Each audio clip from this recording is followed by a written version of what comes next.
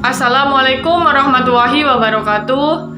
Alhamdulillahirabbil alamin. Assalatu wassalamu ala asrofil anbiya'i wal mursalin sayyidina Muhammadin wa ala alihi washabihi ajmain, amma ba'd. Di sini saya Asri Ika Nurmaila, NIM 202101040038 akan menjelaskan materi saya yang berjudul Model Pengembangan Kurikulum. Di sini saya akan menjelaskan 4 model pengembangan kurikulum. Yang pertama menurut Robert Taylor, yang kedua menurut Hilda Taba, yang ketiga menurut Roger, yang keempat menurut D.K. Weller. Yang pertama, model pengembangan kurikulum menurut Robert Taylor. Model pengembangan kurikulum ini bersifat pada bagaimana merancang suatu kurikulum yang sesuai dengan tujuan dan misi suatu institusi pendidikan. Dengan demikian, model pengembangan kurikulum ini tidak menguraikan dalam bentuk langkah-langkah yang konkret atau tahap-tahap secara rinci. Taylor hanya menjelaskan dasar-dasar pengembangan kurikulumnya saja. Langkah-langkah model pengembangan kurikulum Robert Taylor. Yang pertama, menyusun atau merumuskan tujuan kurikulum. Dalam merumuskan tujuan kurikulum sangat tergantung dari teori dan filsafat pendidikan, serta model kurikulum apa yang harus digunakan. Yang kedua, menentukan pengalaman belajar. Pengalaman belajar adalah segala aktivitas siswa dalam berinteraksi dengan lingkungannya. Yang ketiga, mengorganisasi pengalaman belajar.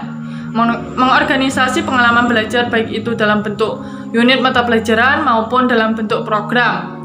Langkah pengorganisasian ini sangat penting, sebab dengan pengorganisasian yang jelas akan memberikan arah bagi pelaksana proses pembelajaran sehingga dapat menjadi pengalaman belajar yang nyata bagi siswa. Ada 2 jenis pengorganisasian pengalaman belajar. Yang pertama, pengorganisasian secara vertikal, dan yang kedua, pengorganisasian secara horizontal. Langkah yang keempat, evaluasi. Proses evaluasi merupakan langkah penting untuk mendapatkan informasi tentang ketercapaian tujuan yang telah ditetapkan. Karena dengan evaluasi kita dapat menentukan apakah kurikulum yang digunakan sudah sesuai dengan tujuan yang hendak dicapai oleh sekolah atau belum.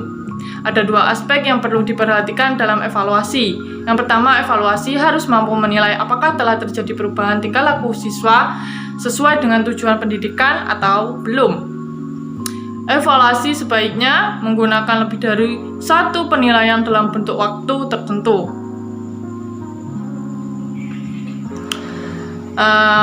Ada 2 fungsi dalam evaluasi. Yang pertama, fungsi sumatif. Evaluasi di sini digunakan untuk memperoleh data tentang ketercapaian tujuan oleh peserta didik. Yang kedua, fungsi formatif. Evaluasi di sini digunakan untuk melihat efektivitas proses pembelajaran. Yang kedua, model pengembangan kurikulum menurut Hilda Taba. Model pengembangan ini lebih menitik beratkan kepada bagaimana mengembangkan kurikulum sebagai suatu proses perbaikan dan penyempurnaan. Model kurikulum yang digunakan oleh Taba adalah model yang menggunakan induktif. Model ini dimulai dengan melaksanakan eksperimen, diteorikan, kemudian diimplementasikan. Menurut Taba, ada 5 langkah dalam pengembangan kurikulum, yaitu sebagai berikut. Yang pertama, experimental production of pilot units, atau menguji unit eksperimen. Langkah-langkahnya yaitu mendiagnosis kebutuhan, merumuskan tujuan khusus, pemilihan konten atau materi, pengorganisasian konten atau materi, dan pemilihan pengalaman belajar. Langkah kedua, testing of experimental units atau pengujian unit eksperimen. Pada tahap ini penguji dilakukan untuk mengetahui tingkat validasi dan kepraktisan sehingga dapat menghimpun data untuk penyempurnaan. Yang ketiga, revising dan consolidation atau revisi dan konsolidasi. Pada tahap ini dilakukan perbaikan dan penyempurnaan berdasarkan data yang dihimpun sebelumnya. Setelah itu dilakukan juga konsolidasi. Apa sih konsolidasi?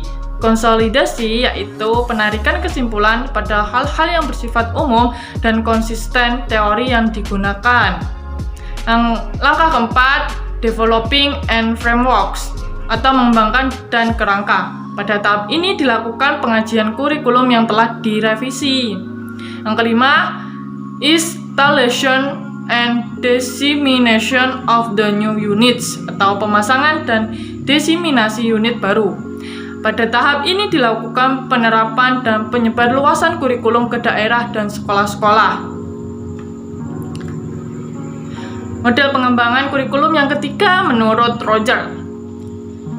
Menurut Roger, kurikulum diperlukan dalam rangka mengembangkan individu yang terbuka, luas, dan adaptif terhadap situasi perubahan. Berikut ini langkah-langkah model pengembangan menurut Rogers, yaitu 1. Memilih suatu sasaran administration dalam sistem pendidikan. Yang kedua, mengikutsertakan guru-guru dalam pengalaman kelompok secara intensif.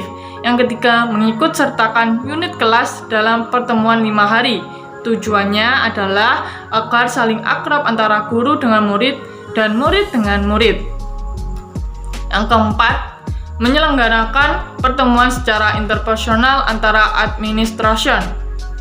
Tujuan utamanya adalah agar saling mengenal secara pribadi sehingga mudah pemecahan masalah di sekolah. Yang kelima, pertemuan vertikal yang mendobrak hierarki, birokrasi, dan status sosial. Pertemuan vertikal itu contohnya seperti guru dengan kepala sekolah. Model pengembangan kurikulum yang keempat menurut D.K. Weller. Menurut Weller, pengembangan kurikulum merupakan suatu proses yang membentuk lingkaran yang terjadi secara terus-menerus. Maksudnya di sini kan ada 5 langkah atau 5 tahap dalam pengembangan kurikulum D.K. Weller. Menurut Weller ini ya. Nah, dari langkah pertama, kedua, ketiga, keempat, kelima, nah itu bentuknya lingkaran. Jadi langkah ke-1, kedua, ketiga, keempat, kelima, dan nanti kembali lagi ke langkah 1, kedua, ketiga, keempat, kelima, keenam. Jadi tanpa ujung. Jadi lingkaran kan tanpa ujung. Jadi tahapnya itu berputar terus tanpa ada ujungnya. Berikut ini langkah-langkahnya. Yang pertama, menentukan tujuan umum dan tujuan khusus. Tujuan umum bisa merupakan tujuan yang bersifat normatif yang mengandung tujuan filosofis atau tujuan pembelajaran umum yang bersifat praktis. Sedangkan tujuan khusus adalah tujuan yang bersifat spesifik dan objektif, yakni tujuan mudah diukur ketercapaiannya. Langkah selanjutnya, langkah kedua, menentukan pengalaman belajar yang mungkin dapat dilakukan oleh siswa untuk mencapai tujuan yang dirumuskan dalam langkah pertama.